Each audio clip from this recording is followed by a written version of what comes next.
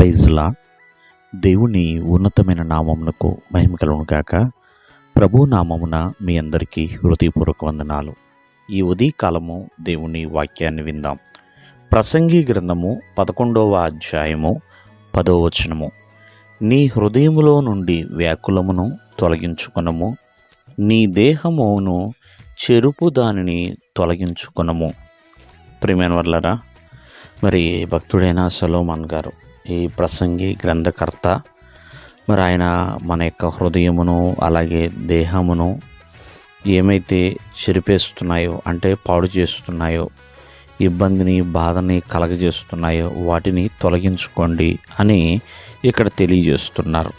ప్రియమైన వర్లారా, మన హృదయము మరి చాలా చాలా ప్రాముఖ్యమైనది.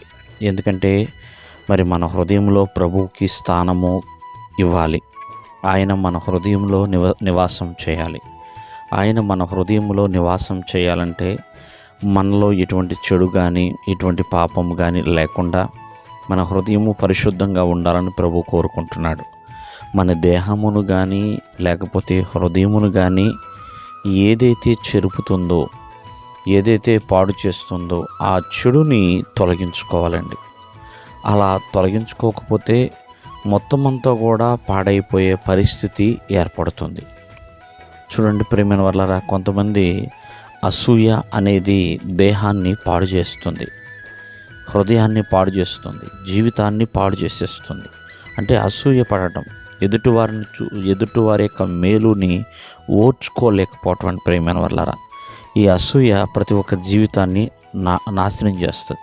కొంతమంది కోపం, కొంతమంది ప్రియమైన వాళ్ళరా ఎన్నో రకాల శరీర వాంఛలు, ఇవన్నీ కూడా ప్రతి ఒక్కరి జీవితాన్ని పాడు చేస్తాయి. కావున మరి మీ దేహాన్నైనా హృదయాన్నైనా ఏదైతే పాడు చేస్తుందో దానిని మొదట తొలగించుకోవాలి. చూడండి, మనము మలినము నుంచి కడగబడాలని, చెడు నుంచి మంచులోనికి రావాలని, పాపములోంచి పరిశుద్ధతలోనికి రావాలని, ప్రియమైన వర్లరా మరణము నుండి జీవంలోనికి రావాలని ఆ నజరుడైన యేసుక్రీస్తు వారు మన కోసం వచ్చాడు. తన విలువైన ప్రాణాన్ని అప్పగించి ఉన్నాడు. కావున మనము చెడుగా ఉండేవారిగా కాకుండా, లేకపోతే చెరిపేవారిగా కాకుండా దేవుని ఎదుట పరిశుద్ధులుగా ఉండాలని, దేవుని ఎదుట నిర్దోషులుగా ఉండాలని, నీతిమంతులుగా ఉండాలని ప్రభువు కోరుకుంటున్నాడు.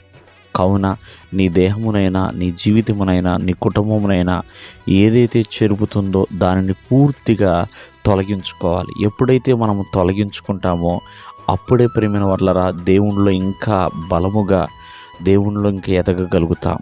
దేవుడు మిమ్మల్ని ఆశీర్వదించునుగాక. ఆమేన్.